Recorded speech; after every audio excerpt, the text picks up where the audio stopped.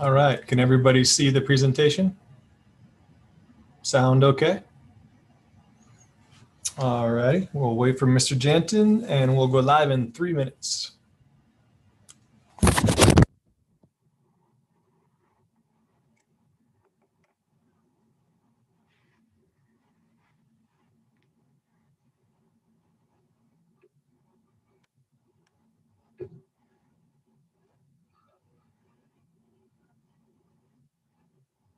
All right, can everybody see the presentation? Sound okay? All right, we'll wait for Mr. Janton and we'll go live in 3 minutes.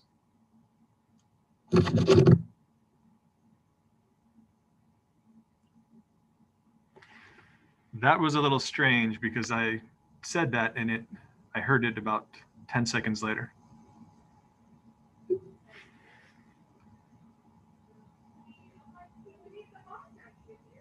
All right, can everybody see the presentation? Yeah, and I heard it. I heard you twice.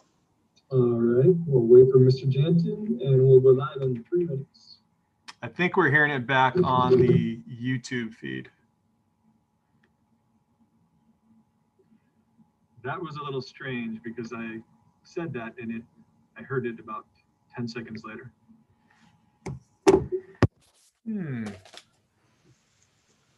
Okay, I'm going to try to mute the YouTube feed and see if that helps. All right, how's that? That should be cleaner. Can you guys hear me now? Give me a thumbs up. Okay, and we hopefully don't hear the feedback. And we'll be live in 2 minutes. We got guests, we're recording.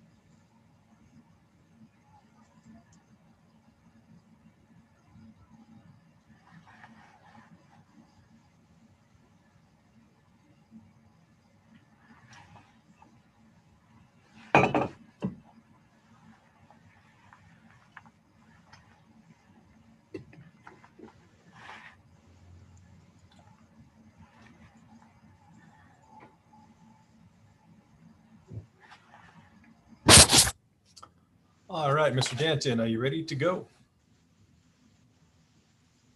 Let's go. All right, good afternoon, Lindero Canyon families. My name is Eric Anhalt, and I am proud to serve as the principal of Lindero Canyon.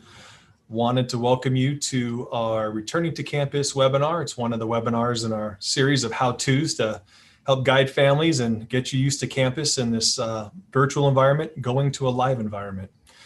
In the background, you might see students and parents walking around, finding their classes. This is folks who've come down for our self-guided tours, and we've got our leadership kids out there pointing families in the right direction. Don't forget, we have another day. You can come tomorrow at this time if you wanted to walk the campus with your student and find your classroom. So our campus will be open to you. Just make sure you go through Parent Square and check in first. We'll take your temperature and give you a map, and then you're free to walk the campus and find your classrooms.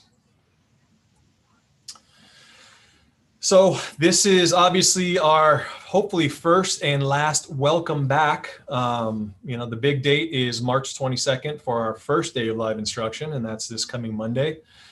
We have been coming to the office. I've been coming to the office since July, every workday since July. So it may be some of our students' first day back, or even some of our students' first day at Lindero Canyon. But we have been hard at work getting ready for this opening. So this is a culmination of a lot of hard work. Thank you, Mr. Leo, all of our custodial staff, our safety team. We are ready to rock and roll. We have a team of professionals in every building. We got professional teachers, we have classified members, we've got custodial who've all been pulling in the same direction. And I wanted you to know that this may be our first reopening, but it's not the first reopening in the district. And we have stolen the playbook from our elementary partners who have opened their campuses for several months now. And we have had zero transmission on site in Las Virginia schools. So that's a very proud mark, and we aim to keep it that way. We've had students back since October. So we've had a couple of select groups of students come back and join us since October. So we are used to the protocols. We're used to the check-in with Student Square. We're used to taking temperatures and making sure that the campus is safe. So just know that that we're here to do it with you. On the call today, our panelists, I have 4 guests with me. I have Miss Bobby Johnson, who is our counselor. Last name, if your last name alphabet is A through K, Miss Johnson is your counselor, and she can help you if you have any questions following this or any questions about class placement. I also have Miss Rochelle Gagliardi. Her counseling alphabet is L through Z. And if you have any counseling questions, Mrs. Gagliardi can give you a hand. We also have the amazing Mrs. Nicole Machado, our office manager. She's joining us today, a member of our admin lead team. And we also have Mr. Jeremy Janton, our assistant principal, who's going to be joining us today. So we're going to share the presentation and try to give you as much information as we can to make you feel comfortable, but not overwhelmed. My number one suggestion, and I say this every year to families of incoming students, the parents, our kids feed off of our energy. So if we're uptight, if we're nervous, if we're stressed about school reopening, our kids are going to feel it and they're going to act accordingly. So the biggest advice I have, especially for incoming 6th grade families, you have a team of people here who are dedicated to helping your kids, and just know that and take a breath, and we will take great care of your kids. So I want you to know that everything's going to be all right. As we welcome you back, I know at this point we've heard it over and over again. We're in this together. It takes a village. It truly does. And so our number one goal is to get kids back on campus safely and comfortably, okay? Safety is always our first priority. So how can you help? And that is to make sure that your kids are well and not sick before they come to school. And it's really easy to do. In the morning, we ask that you please check their temperature and do our health screening through Parent Square or Student Square. And we'll talk a little bit about that during this webinar. But if you can do that every morning and make sure that your students' hands are washed, that will go a long way. And when they get here, that they have a mask, they know how to wear it, and that you are clear with your expectations, and we'll be clear with ours, that they need to wear their masks at all times. If your kid's not feeling well, don't send them to school. All absences are okay. We've actually built a schedule where if they're not feeling well, they won't come here live. They can still access their class in the afternoon virtually. So there's no excuse. They're long gone are the days of perfect attendance records. If you are feeling well enough to come to school, no temperature, we've got protocols in place. But if you're not feeling well, stay home, catch it virtually. And when you are feeling 100%, and your students feeling 100%, you can then send them. And then if they become ill at school, please tell them to talk to their teacher or come to the health office. Call us home to mom and dad. They don't help us because we might not know the kid's not feeling well. So just, hey, tell the teacher I'm not feeling well, I need to see the nurse. Send them up here and we'll take great care of them, and we'll contact you and we'll work on it together. So I will pass it over to Mr. Janton, who can give us a brief overview of the cohorts. We've been working hard based on the family surveys that came back with students who will be opting to return to in-person learning. We've been able to cohort kids into 3 different cohorts, an A, B, or a C cohort, as well as a cohort that's coded UV, meaning families or students who have said at this moment they want to stay virtual or distance learning for the foreseeable future. So with 3 cohorts, it allows our classes to be smaller so we can keep that spacing and that social distancing within the classroom, and also helps with the crowd sizes on campus during those days.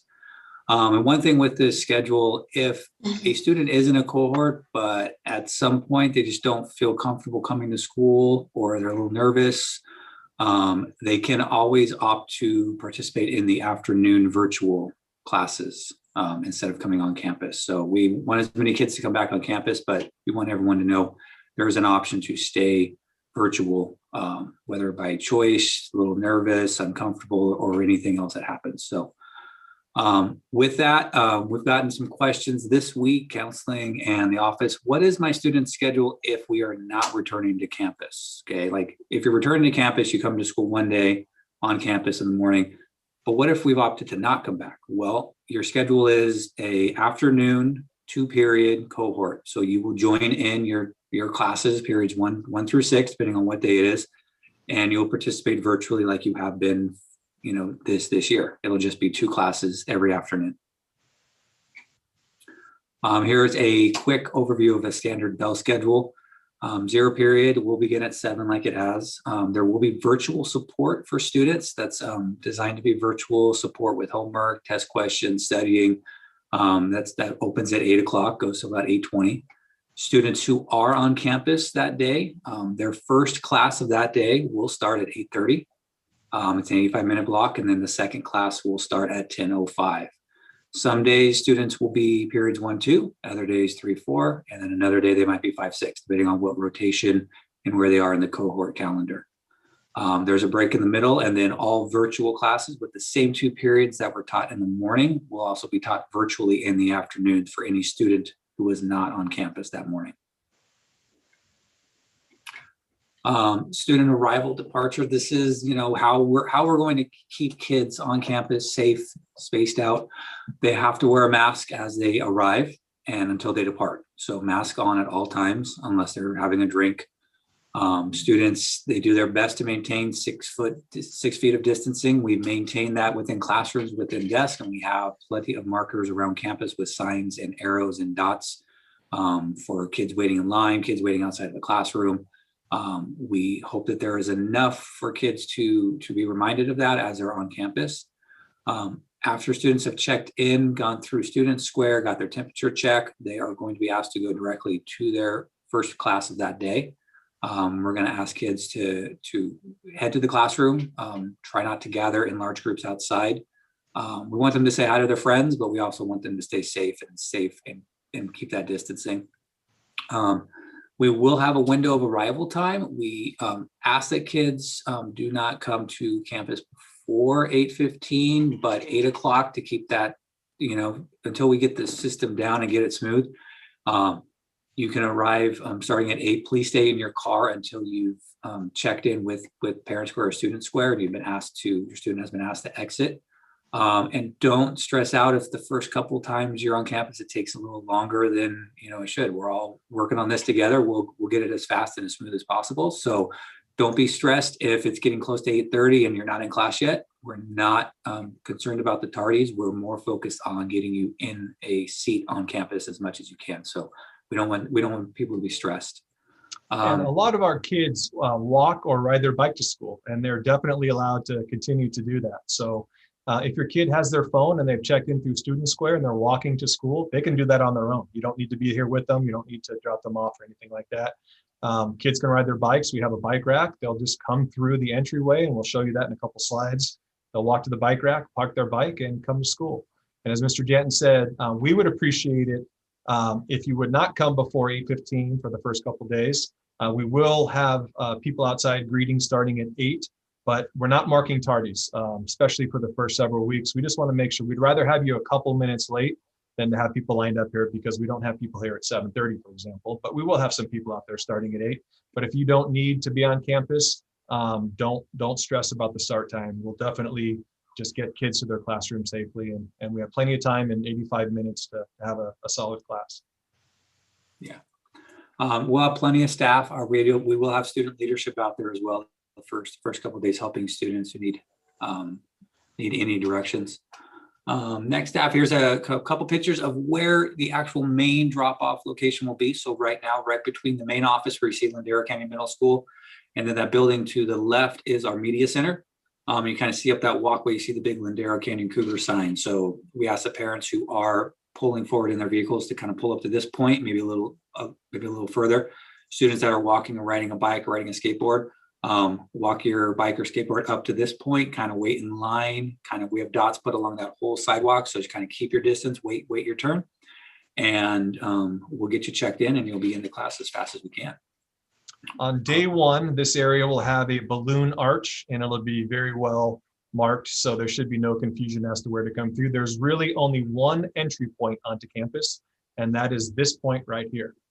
The other tip I would give is that you don't need to come through the pickup or drop off line. In elementary school, it's very typical for the parent to drop every kid off from one place. In middle school, I think the parents that have gone through the system and had a couple of kids, they don't come through the drop off line at all. My family, we found a spot a couple blocks away from school, and that was the drop off area. And then our kids walked to school and walked through the area. And then at the end of the day, my wife would meet them back at the same area. So you're certainly welcome to come through the pickup drop-off loop, but you will save yourself congestion and some waiting time if you found a pickup drop-off spot a block or two off of campus. Dismissal is probably going to be quicker than entry at this point. We will have all exits on campus available for students to be dismissed from. So we'll have the back bus loop on Rainbow View. That gate will be opened in the at the end of the on-campus time, and any other exits. So we ask students to exit the campus, head home and get some lunch and get their work done in the afternoon. And as Mr. Anholt said, if there's a place that you can meet your student off campus a little bit, that'll help with the departure of students off campus in the late morning, early afternoon. So if any of you have been on campus, hello, I'm Nicole again, I'm office manager, then you may have already gone through our health screening, whether you're a parent or staff member, everybody that comes on campus has to complete a health screening to be on campus, and that includes our students. So the most important thing for you to practice between now and Monday is doing that health screen. You can do it now, between now and then. The best way to do it is to, if your student has a phone that they'll be bringing on campus with them, is to download that Student Square. If you're going to be doing it for them, then you want to download Parent Square and look for that submit the daily health screen on that screen. And if you have any questions, you can always call us here in the office, and we'd be more than willing to help walk you through that. You can also find your way through it through Aries. If you've come on campus for pictures, you've already done it because we were walking through that process with a lot of parents during that process. But it is something that every student is going to have to do to come on campus. So it is something you want to make sure that you practice doing before your first day coming onto campus. And like I said, we're here to support you. We're to help you. We don't want this to be a stressor, but it is something that's very important to keep everyone safe. And so we're here to help you get through that. And part of middle school is training kids and getting them used to being more independent. So for example, at elementary school, a parent might try to walk a kid onto campus and walk them to their classroom. Not in middle school. So you want to drop that student off. They will come onto campus by themselves. If they have the phone, they do it by themselves. If you don't have the phone, that's okay too. If mom and dad check them in the morning, we will have a printed out list. We'll also have an iPad out there that'll have a list of everybody who did check in. So you don't need a phone. And mom and dad, please drop the student off and then pick them up at 11:30. And then other than that, it'll be a parent-free campus, at least during the current conditions. School day classroom protocols. As students arrive to their classroom, they will be given some hand sanitizer to make sure that their hands are nice and clean before they come into the classroom. All desks have been arranged to be 6 feet apart. Students will constantly be encouraged to maintain their physical distancing, and the teachers will also go over the protocols with all of their students. There will also be no meals served while students are here on campus, but they can grab those grab-and-go lunches before they leave for the day. Just a reminder that there will be no shared items during the school day. Make sure that your students have all of their supplies. That should include a charged computer. Make sure that they also have their charger, their pens, their pencils, folders, binders. A water bottle is also very important. Our drinking fountains are closed. So if you have a water bottle, make sure that you bring it, make sure that it's full. We do have filling stations. So if you run out, we have it available for you. Again, I know we went over this plenty of times, but Masks are required for both students and staff and must be worn at all times during the school day. I want to make sure you know that gaiters are not considered acceptable for a face mask. So make sure that you have the CDC required masks, and make sure we also do have additional masks for you. So if you don't have one, it breaks, you forget it, we have that for you here. Ms. Johnson, that's great advice on what to bring. And I think if anything on the first day of school, especially our sixth graders, overpack. So you're going to pack a backpack, and if you just put your computer, your charger, a very light notebook and a pencil and a water bottle, that's it. That's all you need. Don't feel like you need something for every class. You don't need a 50-pound backpack. We don't have lockers on campus, so everything should be self-contained.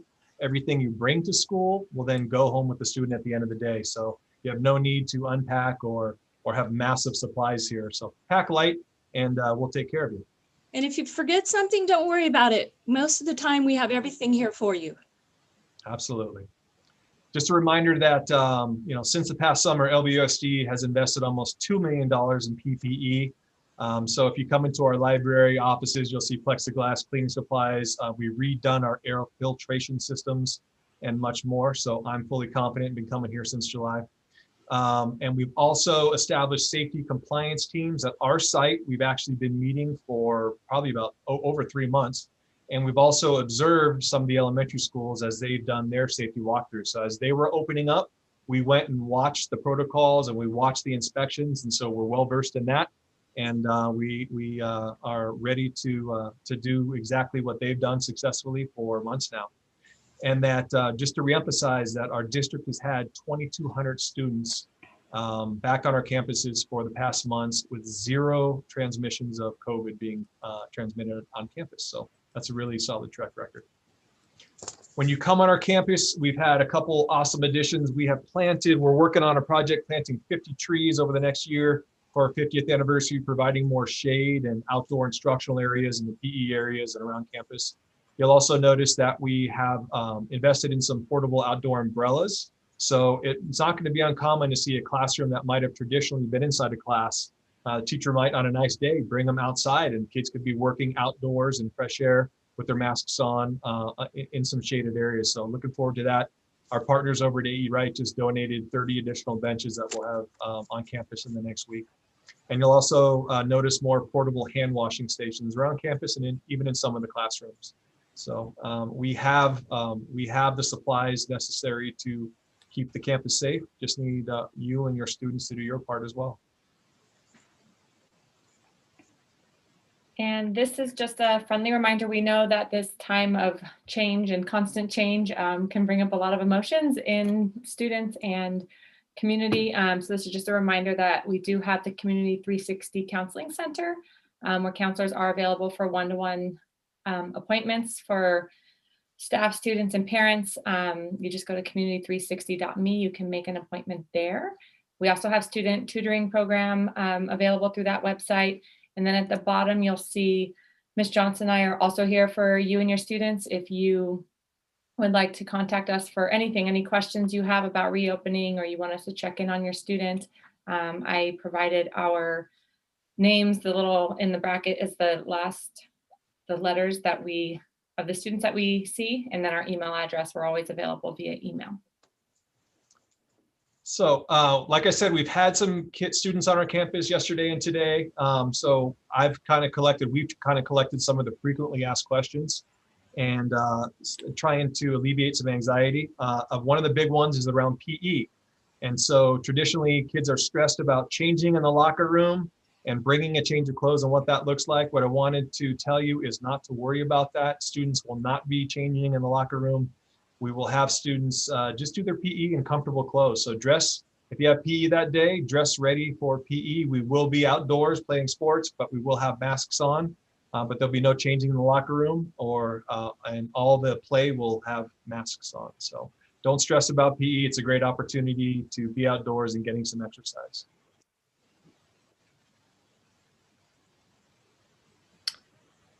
And as we said earlier, what should your student bring with them on the first day? the computer with a charger and fully charged computer. Make sure your student charges it the night before so that it is charged, and writing utensils, folders, couple pieces of paper. Most things will probably be done on the computer, and a filled water bottle. The thing we didn't put on here is a smile, just relax. The students come with some optimism, energy, and ready to be back on campus. Yeah, and just please drive home. They won't be marked tardy, and if they will not be lost. But if they're ever confused, need anything, they can see me or Mr. Jansen or any of the counselors. We're the tallest people on campus by far, so we're easy to spot. We will not only point them in the right direction, we'll walk them to class. So when in doubt, just find one of us and we will take good care of kids. We'll be out there before school and every passing period and after school. So your students will have adults, trusted adults that they can come to should they need any assistance.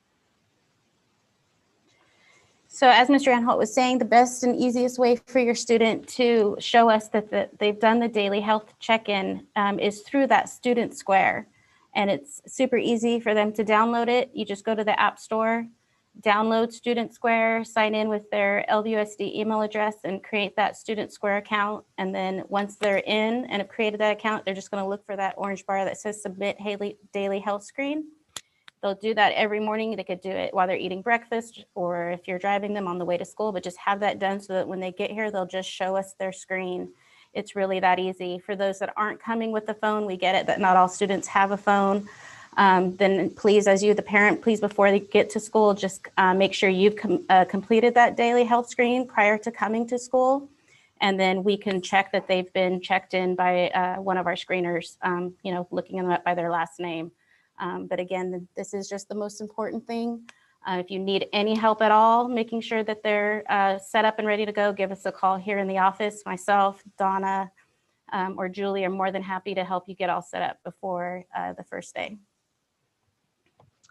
In closing, just want to tell you that we know might seem like a lot of information, but it shouldn't be that complicated. Get your kid here safely, on time. We hope to see you at 8:15 on your live day. And should your child need anything at school, we're here for them. And if you have any questions, reach out to a counselor. This is an exciting time.